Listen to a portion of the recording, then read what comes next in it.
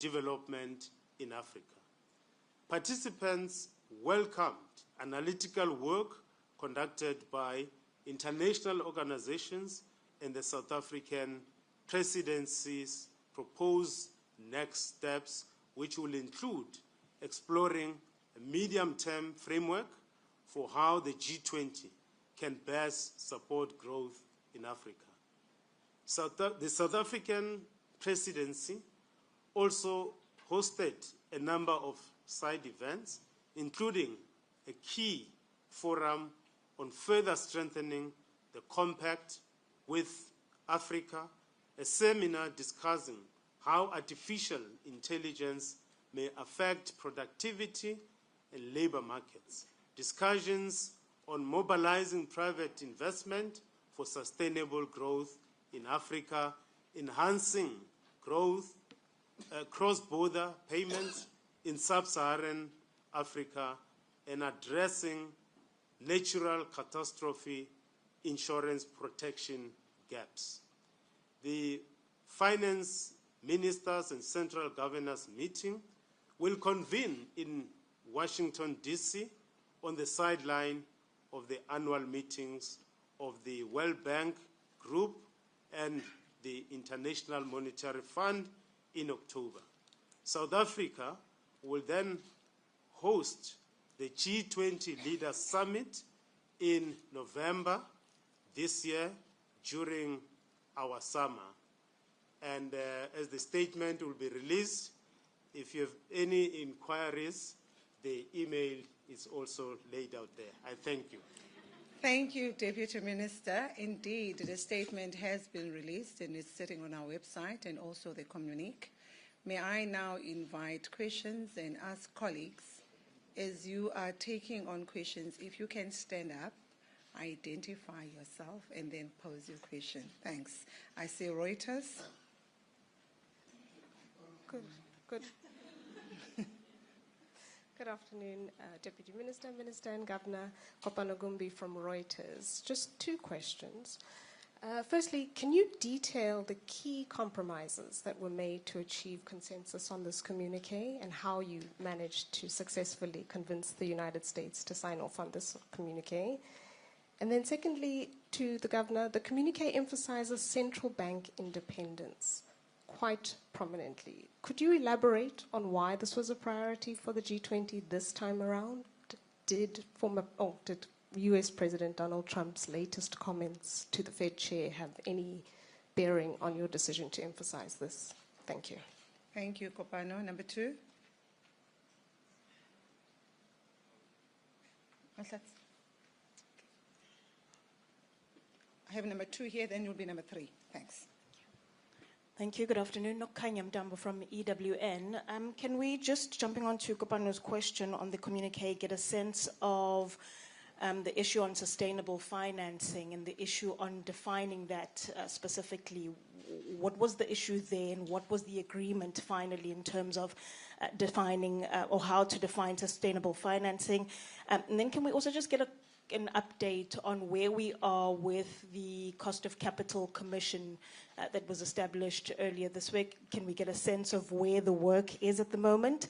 And then just the issue of cross-border payments, please, in terms of the discussions about how to get around the regulatory frameworks. What were the discussions about that, and where do we stand there? Thank you. Thank you. Number three. Hi, I'm Kganyago from the Africa Report. Just one question. You talked about the debt vulnerabilities and the debt situation that we're seeing across Africa. I'm just wondering, when it comes to plans for restructuring, how are you hoping that the discussions that you've had during these meetings will help reduce the time it's been taking to have restructuring done for some of these sovereigns? Thank you. Now handing over to the panel. Minister, I don't know whether you want to answer with your strained voice or you are going to deploy the answers. Governor. All right. Over to you, Governor. I will only answer central bank questions.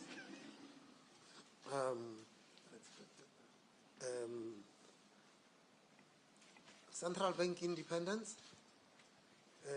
Why this time?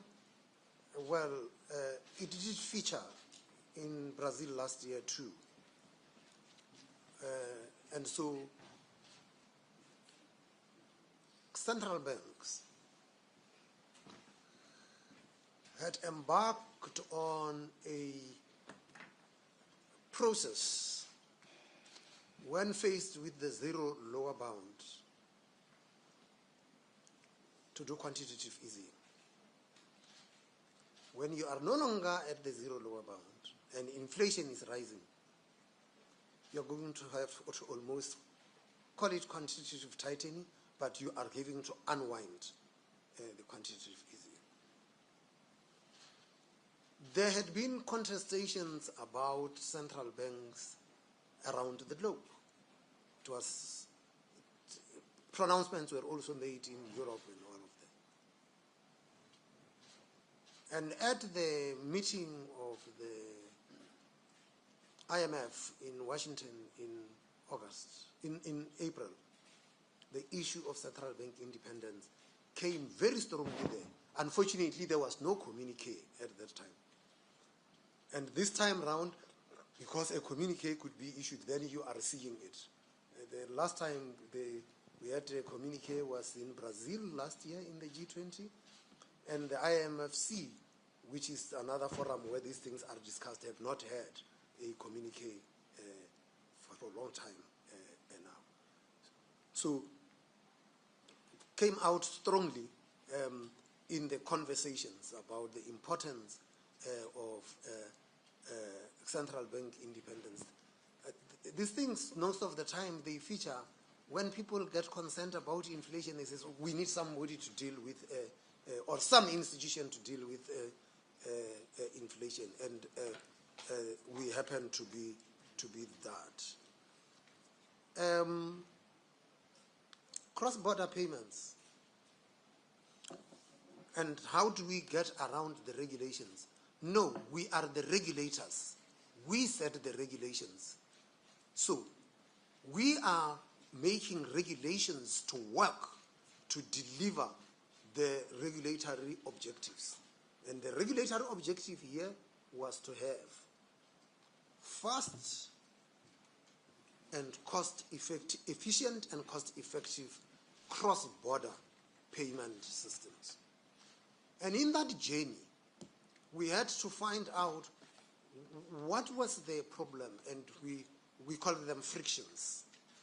And so what we found was that there wasn't regulatory and supervisory certainty from people. So as regulators, we had to give and state what our regulatory and supervisory expectations are.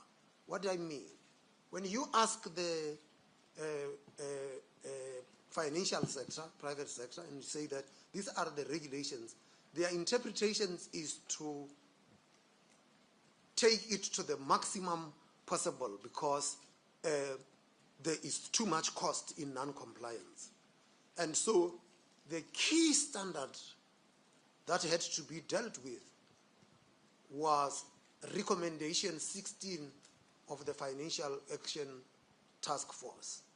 Recommendation 16 is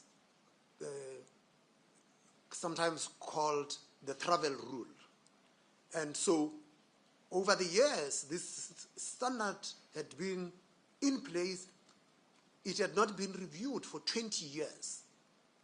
And yet the financial system had evolved so much. So it's been reviewed, and on the 18th of June, FATF released that standard together with the guidelines so that they provide their regulatory and supervisory expectations. That was just the one friction. The other friction had to do with capital controls and compliance with capital controls that raises the cost and the speed and reduces the speed of cross-border payments because everyone waits and wants to tick every box before the money could actually be released. And so the committee that I chair with Governor Fabio Panetta of Italy.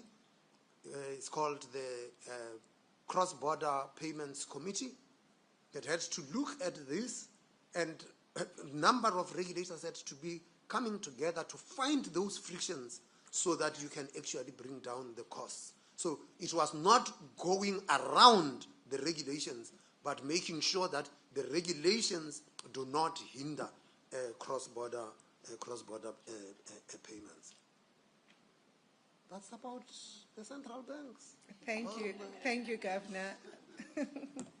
Just before DG and DM answer, you can see why I've outsourced. Let me answer, just correct one issue related from EWN. No Kganya. No Kganya. There's nothing called a cost of capital commission. Does not exist.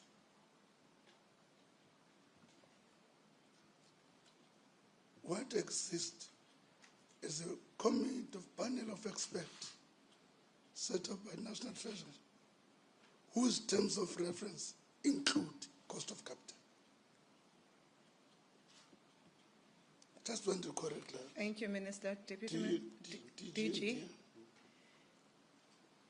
Thank you, Minister. I hope you can hear me. I'm not sure if this is... Oh, it is on. Okay. Just to come in on those other questions, you've covered cost of capital, Minister. So cost of capital is being considered in two parts of the G20's work. The one is what the ministers just mentioned, which is the Africa panel chaired by former Finance Minister Trevor Manuel. And then what we've also done is to request 4 notes by international organizations on 4 areas that matter from an Africa growth perspective. And one of those areas is cost of capital. And the note in that case, which is a note that was done as part of our G20 presidency, was done by the African Development Bank. That was part of a broader suite of notes that also looked at other impediments to growth and development in Africa, which included macroeconomic vulnerabilities, infrastructure, and the quality of institutions. So what was very important for us is to locate the cost of capital work in the right context, along with the other challenges faced by the continent. There was a question on debt restructuring as well. I think and it was specifically around the implementation of the common framework. I'm not sure who asked that question. Yeah, it was specifically around the common framework, and there are a couple of very practical areas where under our presidency we've managed to make some good progress. The one has been that we were able to publish a G20 note, so endorsed by the G20, on the different lessons learned from the common framework implementation process, as well as a note that outlined the debt treatment steps.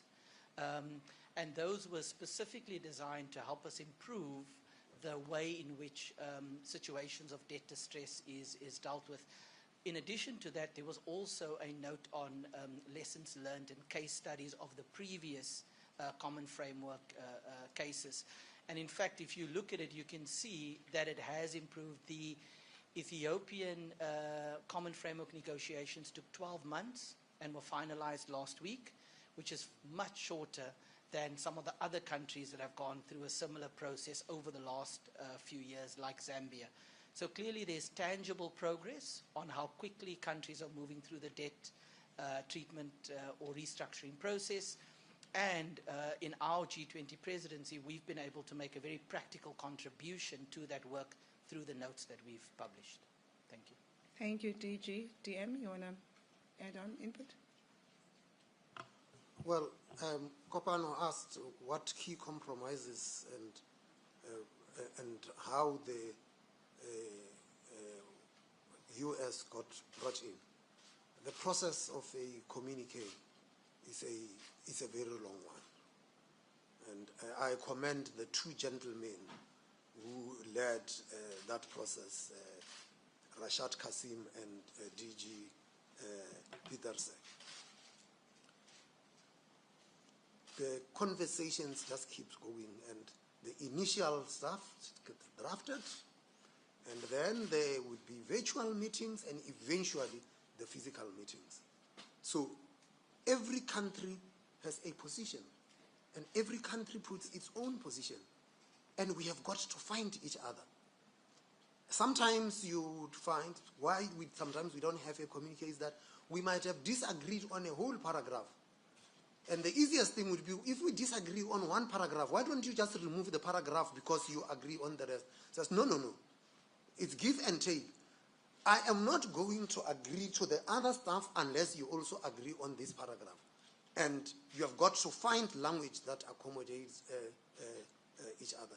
And it takes the poor gentlemen hardly slept because they had to deal with that. So that is the nature of communique drafting.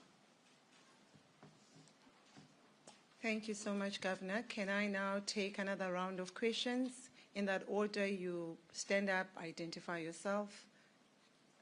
Number 1, number 2, number 3.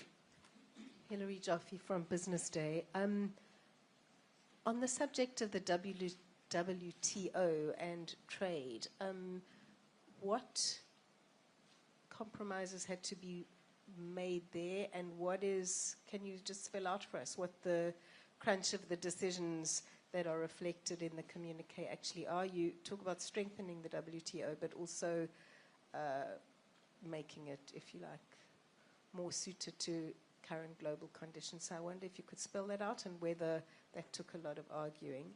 And if I could just also ask you to detail what's new in this communique. What are some of the key decisions that were made that take the G20's work forward? Not every single one of them, but certainly some of the top ones. Thanks. Thanks. Number 2, Fifi. Fifi from CNBC Africa. Governor, I think just building on Kopano's question, if you can perhaps just give us a little bit more meat on the bone in terms of the response around compromises, and perhaps maybe phrased differently. What changed since February's meetings when the US was perceived to not be in alignment with South Africa's theme of solidarity, equality, and sustainability in terms of the give and takes that you mentioned in finding each other with this agreed communique, sir? Also building a little bit on Hillary's question, but speaking specifically about the statement on building fiscal buffers. If you can just elaborate on what was meant there and whether this does make reference potentially to a tariff relief fund akin to a COVID relief fund that was established in a different kind of economic environment. Just thirdly, we heard from the EU Commission of Economy and Planning a little earlier that US Treasury Secretary Scott Bessent was in on the conversations virtually. Anyone care to elaborate on some of the things that he said, just given the fact that we can't ask him as he wasn't here physically? Thank you. Thank you. Number 3. Hi, I'm Julie Bourdin for AFP News Agency. You've managed to reach a communique that does contain a bit of strong wording, especially on central banks' independence. In this context of global uncertainty, what is a signal for the larger G20 summit, the Leaders Summit in November? And did the US delegation make say anything about the attendance of President Donald Trump? Thank you. Over to the panel. Thank you very much. If you want to know the views of the US, you should speak to the US. We are the presidency of the G20, and we are here to tell you what the G20 has agreed on. And you want to know what were the specific compromises that were made. Whatever has been compromised is captured in the communique. The communique reflects the trade-offs that were made by different countries. Every country got in there with its own expectations and what it wants to achieve. And in the process, you give and take, and that is what you would face. I don't know which deputy minister, which one you want to take, but let me just this thing about you said that Scott Bessent participated virtually. That must be some other meeting. The US was represented physically in the meeting by an official of the Treasury and by the Vice Chairman of the Federal Reserve. I don't know, maybe the EEC Commissioner was talking about another meeting where Scott Bessent was in virtually. But here we had physical presence of the US in the meeting. The fiscal buffer. So, look, it's in the context of this shock-prone environment. We're expressing huge shocks. It was COVID, as you recall, and other shocks as a consequence of wars, and not just physical wars, but also trade wars. And those have huge impact on the growth of the economies all over the world. So fiscal buffers are important so that when you experience those shocks, at least you have some money, either in the contingency reserve or you've got budget surpluses, which helps you to deal with those shocks. I mean, COVID, we've seen what has actually happened. A number of countries that were successful in responding to those shocks, they had very good fiscal buffer. So if you're vulnerable, your debt levels are high, and as we've seen on the continent, debt levels increased after COVID and when we saw the war in Ukraine. So it's important for us, that's basically the core, that it's important that in this shock-prone environment to make sure that we do have fiscal buffers. It's an important thing that we've got to do as fiscal authorities. The second issue around the trade, I think the key issue for the meeting, free trade is important. We're living in a globalized economy. Multinational companies are producing in different sovereigns in geographic spaces. And as they produce these things, you don't want them to find it difficult to get access to the market. Because if it's difficult for them to get access to the market, they are not going to realize profits and they won't reinvest into the growth of the economy. So this meeting again emphasized that it's important for us to be a rules-based world.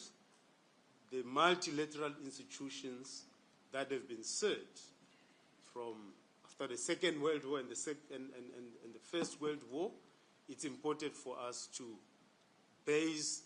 run our global economy through multilateral platforms.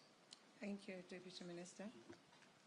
I think, it was very important, just about to say that there was a very strong expression of a commitment to multilateralism.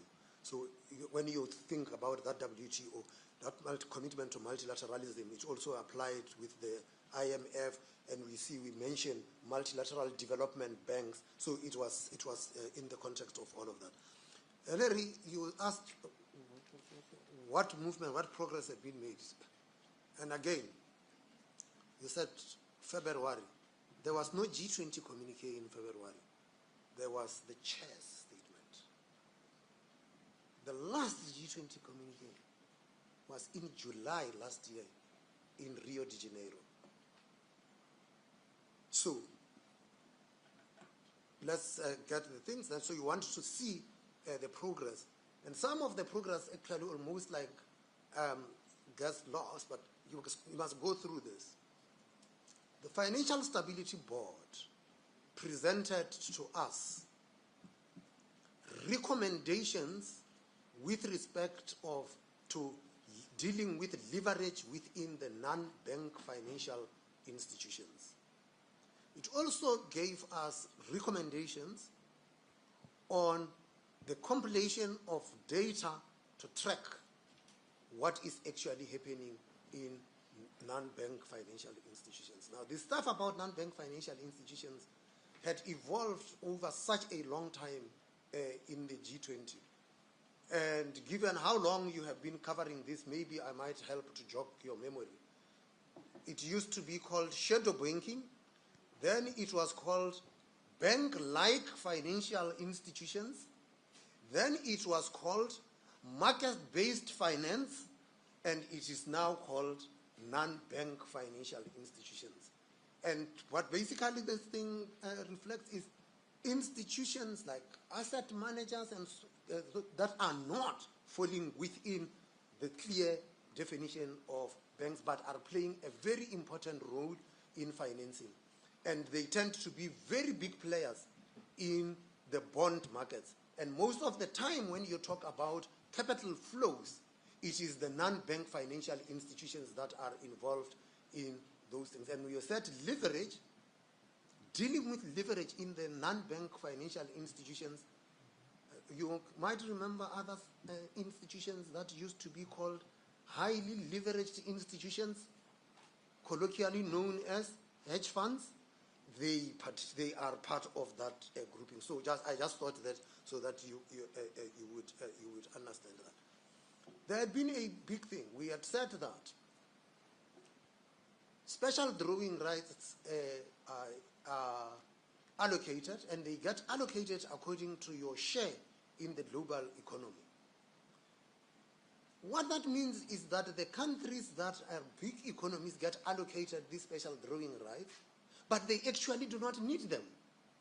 And so what was then decided some time ago was that we must find a mechanism to channel those special drawing rights to the countries that need them, and to the extent possible to multilateral development banks. And what this communique is reflecting is that now just around $100 billion in special drawing rights has been rechanneled to the countries that need them, and there are further pledges, and we would like to see that get forth. I've told you about the cross-border payments, and I've said that the big change that had to be noted is what we have done with giving regulatory and supervisory expectations. So, and again, you would realize I've stuck in my lane. That's the stuff that has to do with central banks. Thank you. DJ, do you want to add on? Thank you, Cleo. Just maybe a... DG, can you move closer and come to the light, please? They want me to step into the light. Yes. Is this okay? Okay. Thank you. So just maybe one or two additions. The DM, I think, answered the trade issue quite well. I think it's worth adding that in addition to the points about the nature of the openness of our trading system, I think the communique also talks very clearly about the centrality of the WTO and its role in that. And I think that's an important point to make, in the same way that the communique reaffirms the IMF's role as being at the center of the global financial safety net. So I think that's worth adding. In terms of what has changed since February, there's obviously what you will notice in the communique is that at this point in our presidency, there's quite a lot of work that's been completed. So as you go through the communique, you will see references to specific items of work that is done. I referenced the G20 work on debt treatment, the notes that was published there, but in each of the sections you can see that there are various other references to work that has been concluded. And that's a key part for anyone's G20 presidency, is to be able to highlight some of the work that has come through. You can see that in the infrastructure section, you can see it in the health section as well, and a few other sections. And of course, the easiest way is to read, as the Governor said, the Chair's statement from February side by side with the communique to get a very good sense of what has changed. And then just one more point. The Governor is correct. There was a communique, the last communique, there was one in June, July in Brazil, and then there was also an October communique during the Brazilian presidency, and that would have been the last one before today. Thank you. Thank you, DG. Colleagues, I'm now going to take a last round of questions. I thought, DG, you would have emphasized progress of the infrastructure and also say, by the way, both of us and the Americans liked that section. Thank you. May I take the last round of question, colleagues, noting number 1. Number 2, is it only 2 hands? Number 3, only 3? Happy? Is it 4? I thought it's 3. Okay, no problem. Number 1. Hi, Kosuke from Kyodo News, Japan. I have a question for the Minister. I know you're losing your voice, but I would like to deliver the voice of the voiceless. So I would like to give you a probably very easy and simple question. So how do you oversee or evaluate the discussions that led to the communique? Number 2? Where did you say number 2? Okay. Doesn't look like it. Okay. Just 2 follow-ups. So as DG Peters just mentioned, looking at the Chair's statement and looking at this communique now, there is a very clear drop of climate finance and climate financing. And I just wonder was that part of the compromises that had to be made in order to get WTO and other issues into the communique? You dropped the explicit mention of climate and climate financing, or was there another reason that could be explained? And then secondly, as South Africa reaches the midpoint of its G20 presidency now, what concrete deliverables are you hoping to achieve before you hand over to the United States? Thanks. Number 3, Fifi. Apologies in advance if this is a dumb question, and the apology goes specifically to the Governor. But just procedurally, if you can just guide us as to what next from here, procedurally. Thank you. Over to the panel. There's never a dumb question. You always learn from a question, right? Over to the panel. No, it's sorted.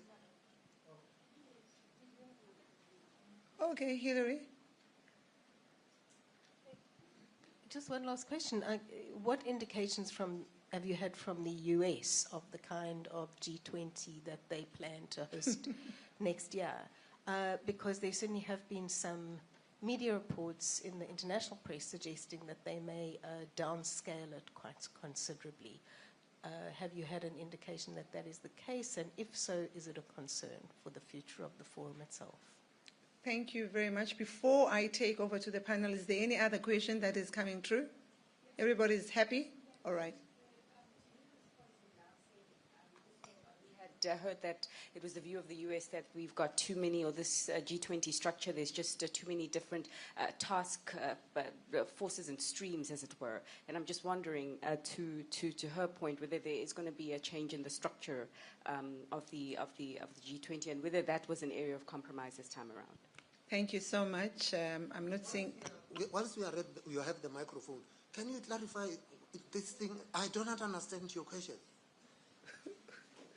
The question about procedurally, what procedurally was? What next? So in terms of, after this, you better adieu, but this communique now has been released, and just what happens next in terms of your tasks, the tasks of the finance minister in his capacity as well, in the lead up to November, sir. Okay, now I understand. Thank you, Governor. Okay, now I understand. Diam, are you going first? Can you go? Just on the climate finance, there is a reference to that in the context of vertical funds and environment, and issues around adaptation, sustainable finance. The language is there. But you know, one I learned when I was also a student negotiating with management for something, access to education, I learned that you don't let language to be a barrier for discussing substantive issues. So, and I take it that even in the spirit of these negotiations with DG and the team from the central bank, I don't think that the issue was about the language, because language, as I said, it can serve as a communication barrier. You disagree, you have split and all that. But to answer your question in a short way, I think the language is there if you read the statement again. Thank you, DM. Governor?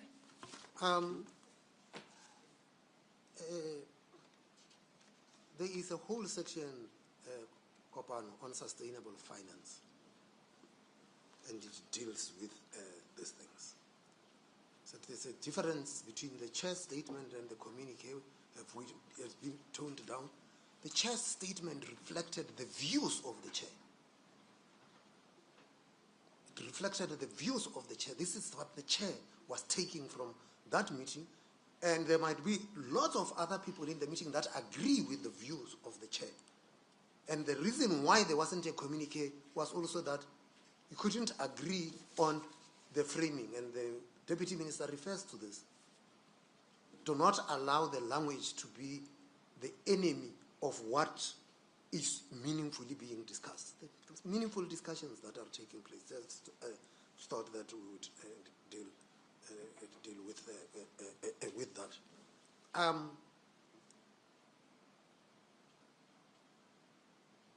The USA is streamlining the thing. It would be very useful to hear it from them, because we do not know. But streamlining the work of the G20 is nothing untoward. We did it. We streamlined the work of the G20. We even decided we are not going to add new things. We will rather lift things up. So the point here is that we are the last one to chair. What has been happening is that every chair added new items on the G20 agenda and nothing fell off. And so you can then imagine having gone full circle how the agenda is actually looking like. So it's a genuine question to say that we must streamline the agenda. The agenda also gets complicated. Remember that when the G20 started, it was just finance ministers and governors.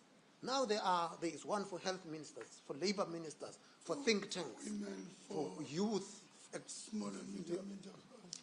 So you get. They said we must have one for media, the fourth estate. Okay, so that is the thing. How do we evaluate the discussions leading to the communique? I'd say to you, very collegial, very positive.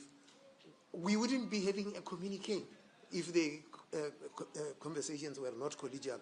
And again, the credit goes to the two gentlemen who are standing there, who are not on the podium. It is the work they did in that respect. Let me just add. DG, may I invite you to the podium? Let me just, before DG, let me just give you an indication. If we set up a trade division of G20 in an environment when the Americans are taking WTO, invariably we are assisting, in my view,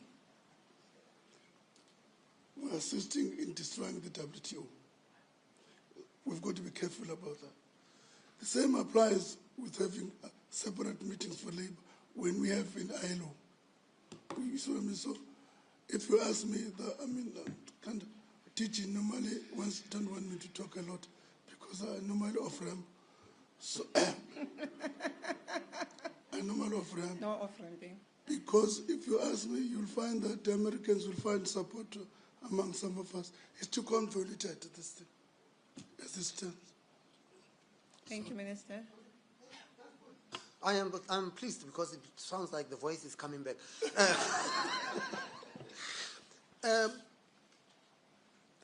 Fifi, your question is not dumb. Let's get the thing clear. You said now procedurally where to from here. We set the agenda last year as we assumed the presidency. There's a series of working group meetings that fed into the deputies' meetings, and the deputies fed into the ministerial meetings. It's a process. And in a way, it answers Kopano's question, because it says that what are the concrete deliverables? The point here is that this is a process that is running, that will culminate with things. The last finance ministers and central bank governors meeting will be in Washington in October. That will be the last meeting before the summit that in Johannesburg in November. So it's building into that. Some of the things might be things that are being recommended to the heads to the leaders, and the leaders must make a decision. From where I am with the central banks, we are in the Financial Stability Board. We've been tasked with achieving the targets for by 2027 of the cross-border payments. Procedurally, we have got to table a report annually for the heads of state, which we will do in November. And that report will spell out exactly what progress had been made, what frictions did we encounter, and how we intend to deal with that to make sure that we deliver by 2027. I don't even remember, I think it might be the UK which will be chairing in 2027, and that report comes in 2027 and says that we have achieved this. It's G20 achievements. You can't say that, oh no, South Africans, you worked on this thing in 2025 and you didn't, and look, the UK come in 2027 and look at the results. It's because this thing had been running, and again, we decided we are elevating it. The work on the cross-border payments started under the Saudi presidency, and the Indians and the Brazilians just kept on lifting, and that is also what we did, lift it further. Yes. Thank you, Governor. DG? Thanks, Cleo. Just two quick points from my side. The DM was correct on and the Governor on the climate language. I think if you go throughout the document, you'll find it in various sections. And importantly, right at the end of the document, there's a very important reference to the upcoming COP30 in Belém, which is quite a strong reference at the end of the document, and I think that's quite important. In terms of the deliverables, we, of course, publish the deliverables as they go on the G20 presidency website, but one of the things we could do is to make available a document containing a list of the deliverables that we've achieved thus far, plus the ones that we are planning to do. And this will be in terms of specific documents that have been finalized, side events that have been hosted, dialogues, and so on and so forth. So if that's helpful, that's something, Minister, Governor, and DM, that we can make available to the media. Thank you. Thank you. Before the panel, we have Bloomberg. I call it a Mandela Day question. Thanks. We share a birthday anyway. Happy birthday. Thank you. Matt Hill and I write for Bloomberg.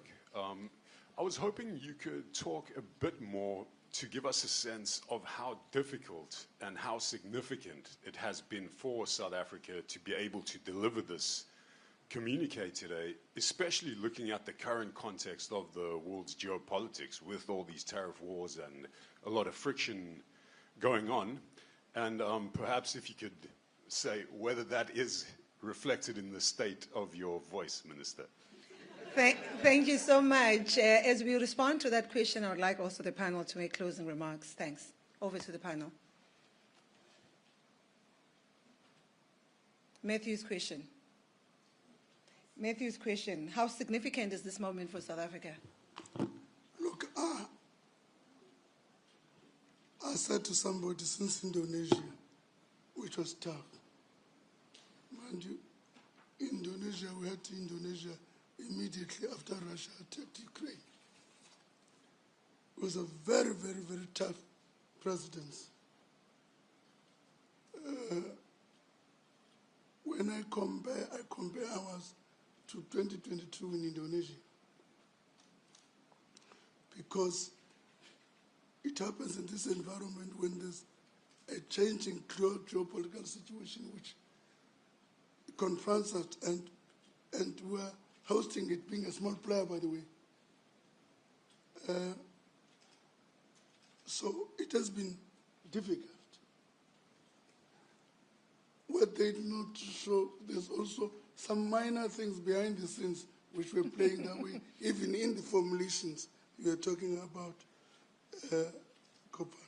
So it has been a difficult one in this environment. I compare ourselves to the 2022 Indonesian scenario when everything was up.